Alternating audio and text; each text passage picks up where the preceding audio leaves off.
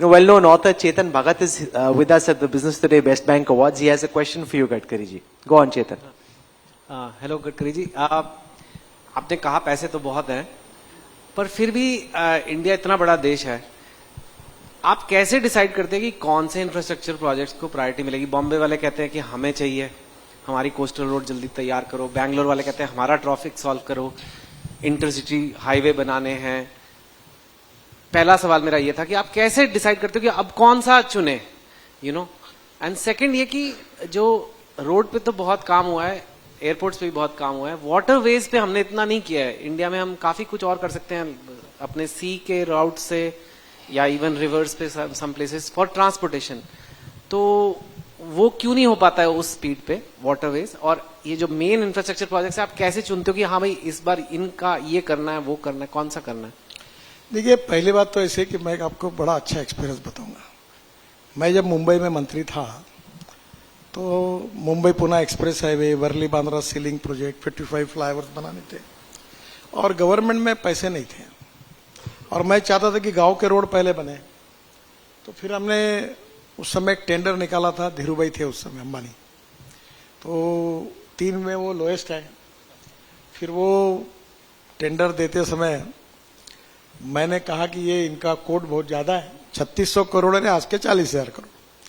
तो मैंने कहा ये 1800 करोड़ मैक्सिमम हो सकता है।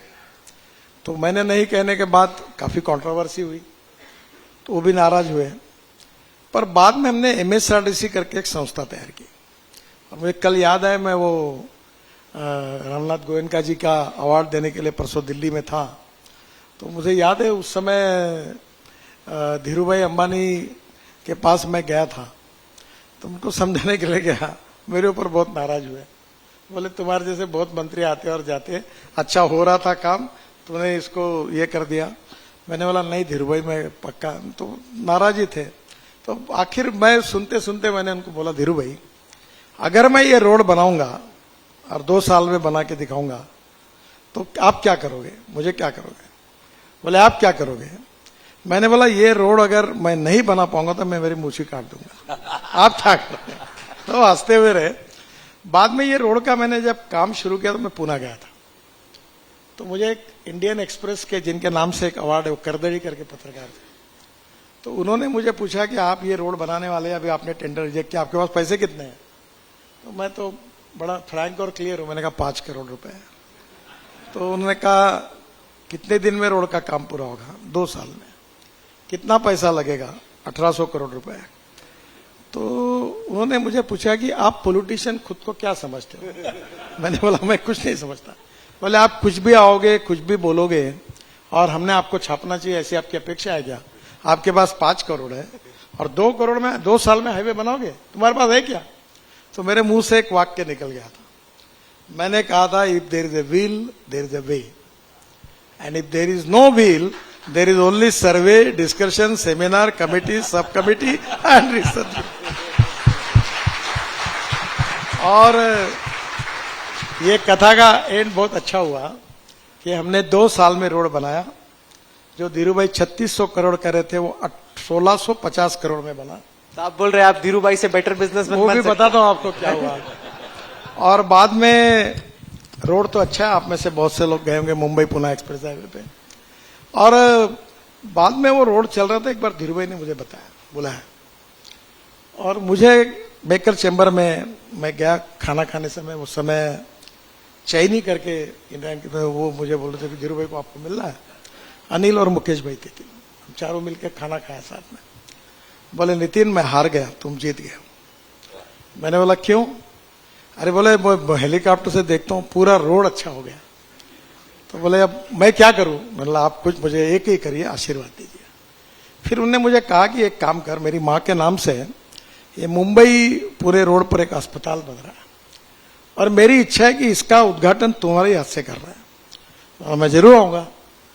तो बाद में उन्होंने कहा दशहरे के दिन है। तो मैंने कहा धीरूभाई एक अड़चे हुए दशहरे के दिन संघ का उत्सव होता है और मैं जब से हूं तब से कार्यक्रम कभी मिस नहीं किया हूं। कितने बजे खत्म होता? मतलब 9:30-10 बजे। वो चिंता मत, मेरा हवाई जहाज रुका रहेगा, वहां से पूरा आओ, हेलीकॉप्टर से आओ, मेरे साथ खाना खाओ, उद्घाटन करो और मैं तुमको 6 बजे तक नागपुर छोड़ दूंगा। मैं उस कार्यक्रम में भी गया। बाद में उन्होंने एक बात मुझे कही, और इसलिए उन्होंने कहा कि देखो, मैं एक स्कूल मास्टर का बेटा था। जीवन में उन्होंने मुझे आईसीआईसीआई बैंक में उनको पहला लोन जो मिला उसकी कहानी बताई पूरी। वो लोन रिजेक्ट हुआ था, और जब आखिरी बार जब गए, शायद वो कामत साहब थे, तो लोन गया तो उन्होंने रिजेक्ट को अप्रूवल दिया। तो इन्होंने उनको पूछा कि सब मेरा रिजेक्ट हुआ, आपने कैसा दिया? तो बोले मैंने आपके आंखों में सक्सेस देखा है। और बाद में उन्होंने मुझे बताया कि अब मैं आज 12 बज रहे हैं, अगर मैं 4 बजे तक चाहूं तो 5,000 करोड़, उस समय की बात मैं कर रहा हूं, मिल जाएंगे।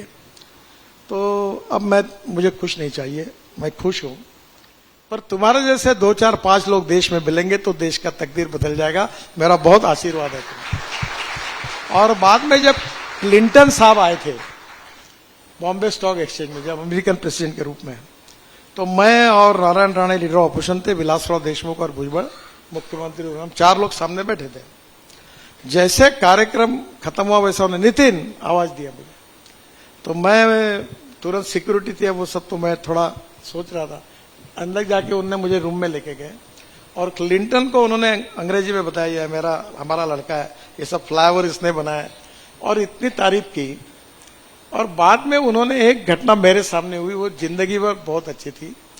नवाब शरीफ को उस समय अरेस्ट करके उसका कार्यक्रम होने वाला था, तो नवाज शरीफ और धीरूभाई शायद उनके गांव का कनेक्शन था। तो उन्होंने ये बात क्लिंटन को कही कि मेरा दोस्त है, उसकी जान बचाओ। और बाद में मुझे अनिल से पता चला कि उन्होंने रात को फोन किया कि धीरूभाई, तुम्हारे कहने के लिए मैंने तुम्हारे दोस्त की मैंने जान बचाई, वो पाकिस्तान से उड़कर चले गए थे। तो ये बहुत अच्छा। तो मैं यही कहता हूं कि पैसा आता है, पैसे का प्रॉब्लम नहीं है, विजन का प्रॉब्लम है। और you can donate eye, but you can not donate vision. Lack of appropriate vision problem है। और अभी देश में बहुत क्षेत्र में मोदी जी के नेतृत्व में पब्लिक प्राइवेट सेक्टर में इन्वेस्टमेंट हो रही है, तो मुझे लगता है ग्रोथ भी बढ़ेगी, एम्प्लॉयमेंट भी बढ़ेगा, और देश में अच्छा विकास होगा।